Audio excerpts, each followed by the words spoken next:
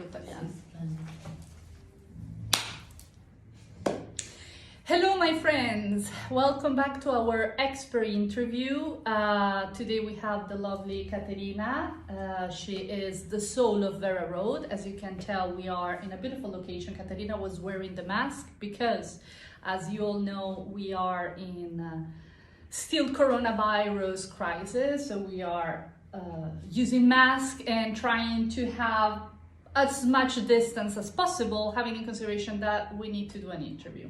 Hello, nice to meet you, and thank you for having me. It's our pleasure. We wanted to do this interview with you since a long time. So, Caterina, as you know, our platform is for what I call the fashion light workers. Fashion light workers is all those professionals in the fashion industry that they try to do with their businesses, with their professions. They try always to follow an ethical and positive direction for the fashion industry.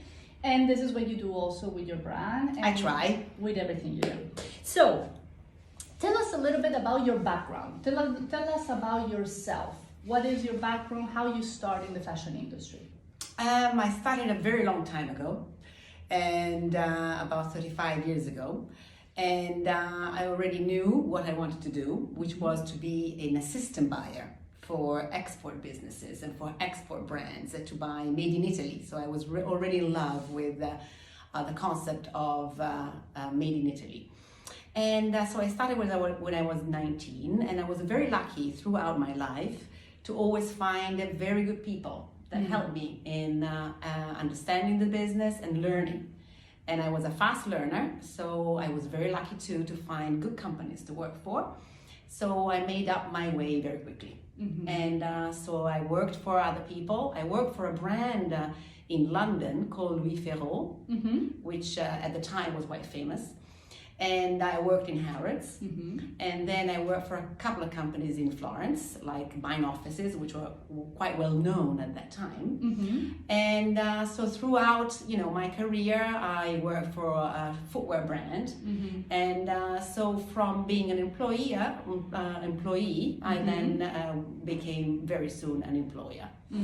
So I was very grateful. I'm very grateful. And let me ask you this, Caterina. What do you think is the Made in Italy? Because you mentioned I was in love with the Made in Italy. What is your vision of the Made in Italy? How you will call Made in Italy? Well, at the time, Made in Italy was implying to be quality and was implying the fact that everybody through around the world was actually looking at us like the most experts in the fashion business. So at the time, Made in Italy was like a logo where you actually could recognize the creativity, artisanship, and experience, like the leaders. We were really the leaders in the fashion world. So, it was like a dream working for this industry. Of course. So, why you choose fashion industry as an industry to express yourself? Why you choose fashion and not art or beauty or wellness? Why fashion? In actual fact, I think that at the time when you are young, 16, 17, 18, you don't really know why, you want to do something. You don't really dig into that as much as you do when you're older. And but at the time, being in the fashion, especially for a girl, meant beauty, meant being pretty, meant buying all the clothes that you wanted. It was like a status symbol, and to effectively be in an environment which could give you a lot of satisfaction in terms of how the fashion world really is very important as a social mega trend because it really tells you who you are. By the way you're wearing your clothes and what you're wearing, it really is your passport, to the outside world. Yeah, it's a beautiful tool of expression. This is what self-expression, right? This is true. Why do you think the industry is so important, and what is the contribution to the world? Something you already said, right? It has a social impact. But besides that, what do you think fashion actually give to the world in a very important way, especially after everything we're living, right? Yeah, I think fashion world as such is very powerful. It's very powerful, like the food industry and another couple of big industries. But fashion in particular is the expression of the human being. And the power that fashion had was a good thing and a bad thing at the same time, because it was well used, it's very positive. If it's badly used, it obviously lowers the self-esteem of people. Because for a very long time in fashion, there was this creation of a self-image as what the woman would look like, and that has really made a very negative impact on society. So I think fashion is a very, very powerful, has a lot of power, and so whoever is at the head of this industry has a lot of responsibility. Do you think it's very interesting what you said, that it touches the self-esteem, which is true? You know, we always discuss in the spiritual practice or well-being practice, we discuss about self-love and self-worth. Do you think fashion, of course it touches self-love, because you buy something you love, you feel, you're giving love to yourself. But what about self-worth? Self-worth is something that you develop within yourself, and I don't think it can be created from something that is outside yourself. So as much as fashion is important and very sort of, also we have to remember that fashion, whatever we think now in this present circumstances, it really has created a lot of jobs. So it really has given a lot of, jobs to many people around the world, has supported millions of people around the world. So this is the good thing about fashion. On the other side, self-worth is something that, you cannot delegate to fashion. And it has nothing to do with fashion, I think, especially now. Yeah, like we always say, we don't cure cancer. I mean, we do pants, exactly. jackets, So it's, Caterina, how do you think this fashion industry should evolve? Knowing everything that is happening, and besides that, something that, when it comes to sustainability and ethics, we will discuss it. It's been already in the process of evolution, but how do you think it's going to evolve from now on? I think there's going to be a lot of changes, and I think fashion should be more of a service to humanity rather than the other way around. And I think fashion should concentrate more on giving the people what actually they need, and remaining as a fashion, industry. So as you said too, it's not like something that, you actually need necessarily, unless you buy basics. So this is actually, a time where people are going back to basics. But I think people still need for beauty. They still need to look at something, which enhances their beauty and which gives them joy. And at the same time, fashion needs to be definitely more sustainable and more driven by the quality and less about the quantity, which really is the cause of destruction at the moment. So I think it has a lot of things that it can do, and I think art, and beauty and fashion and music, they're all combined together.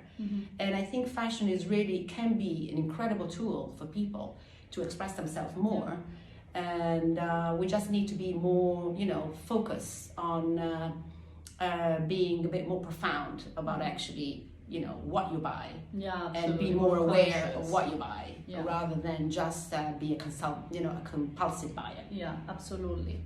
And tell us about Vera Road. Vera Road was born only 3 years ago, and the drive of Vera Road was actually to... Which is her brand. Is my brand. It's everything we see here is her beautiful brand. Is my little brand, made in Florence. It actually was born against mass, production, and against compulsive consumptions.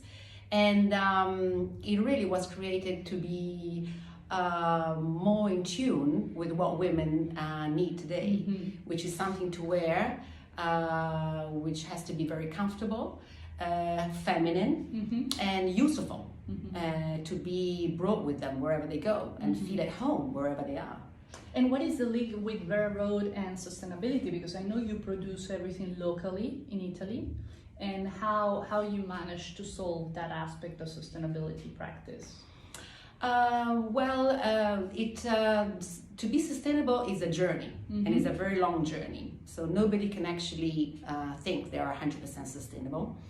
And also, it's a very, it's quite a complex way of working. What we try to do to be as sustainable as possible is to use local manufacturers, to enhance local artisanship, Mm-hmm. to use Italian fabrics, and definitely natural fabrics, which we know have an impact on your health. Mm-hmm. And so going forward, I will definitely use more organic fabrics, Mm-hmm. biological fabrics, natural, as much as natural as they can be, and follow the traceability of the fabrics, which is very important. And obviously, be more focused on the quality, Yeah, definitely, rather than the Yeah. quantity. which is, I think it's something, we were discussing what are the new leaders of this fashion industry change is going to be definitely brands like you, small brands, because you guys have been working in merchandising since the beginning because of necessity, right?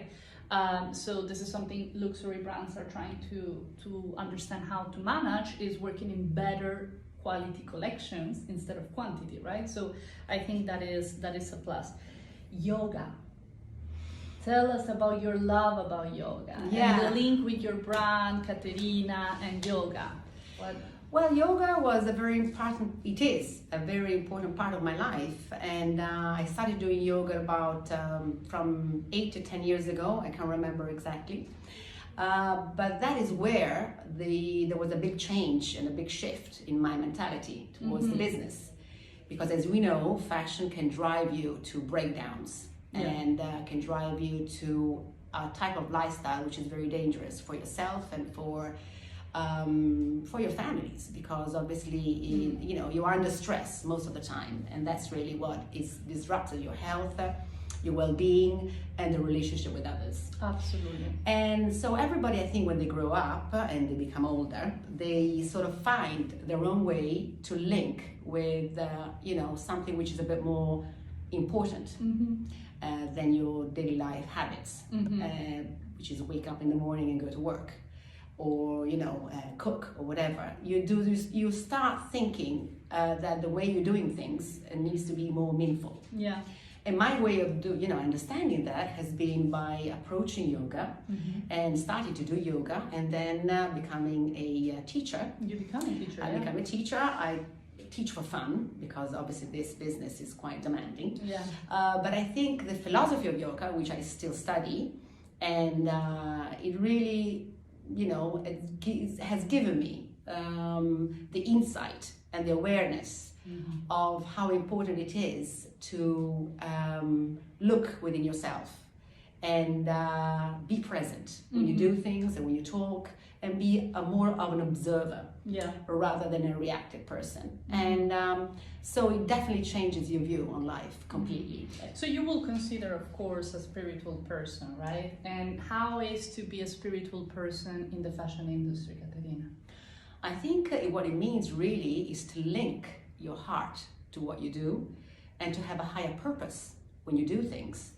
And for example, in yoga, this is called karma yoga, which means that everything to do has to be driven by right action and by a superior force, which is your spiritual part, which guides you rather than being guided by external factors. Yeah. So this is really what it is. It's very difficult to explain. No, I think it's super clear. When you do things with your heart and you follow your intuition, and I think that's really what it is. And I think you cannot be a materialistic person without, and have an objective and be successful without being also a spiritual person as well. Yeah. I think the two go together. Yeah. And I'm really happy that a lot of people in the fashion industry is finally understanding this, right? Because it sounds strange at the beginning, but things are changing. Yeah. Tell us about what is the most beautiful, because I want to end positively this beautiful interview, and thank you for all the amazing insights you're giving us. So tell us, what is the most beautiful experience you had in fashion so far, with your business or your career before your business, whatever? I think the most positive thing that I had, and I have, is the relationship that I had with the people that, of the same values. I met many people throughout my career, and the relationship with these people and meeting with these people really was the best part, I think. And the other thing that I can remember is definitely the foundation of my brand, because obviously is when you have total responsibility of what you do is when you are able to create at your best. And so the big event that I held on June 2018, when I founded my brand, it was my first collection. I think, and I recall still now, that was the most beautiful moment after my children, of course, of my life, because it recognized so much the inside happiness, something that within me was amazingly, you feel alive, up in the sky. Yeah, and that's the emotion that you always have to feel when you create, because if you don't feel that emotion, then it means that you cannot give anything outside to people. And so the twinkle in the eyes of a customer that buys my clothes and is happy, that when I see people being joyful with my clothes, I think that's probably the most joyful. And that is very curious that you remember that, because one thing that your brand has is that your brand does not have customers, it has a community, which is different. I agree. And that happens just when you do things from love. So that's the key, is to do things with love, gratitude, and when you sort of start from a positive thinking. As we know now, a lot of news are coming out about quantum energy and all this exactly. So this the fact that the word is energy. That what we do is energy. We are energy. So energy now is actually number one, and so if you live on a higher energy, you supposedly attract positive things. I know it's a difficult time now, so everything is very theoretical, but we need to be positive thinkers. We need to be positive thinkers. I think we're going to leave it with this. Being positive thinkers is something. And light workers. And light workers. Try to spread the light and try to spread whatever you have. It's important and it's essential and it's unique. So if you can try and expand this uniqueness to others and make them happy, this is really the most important thing. This is the key. Yeah. Also for the fashion world.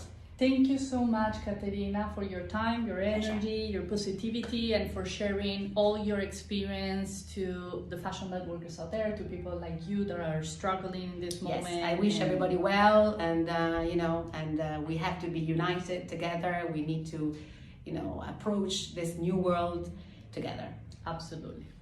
So this is it. Thank you. Thank you, guys, Thank you, Farah. Speak to you soon. Thank you very much. Bye-bye.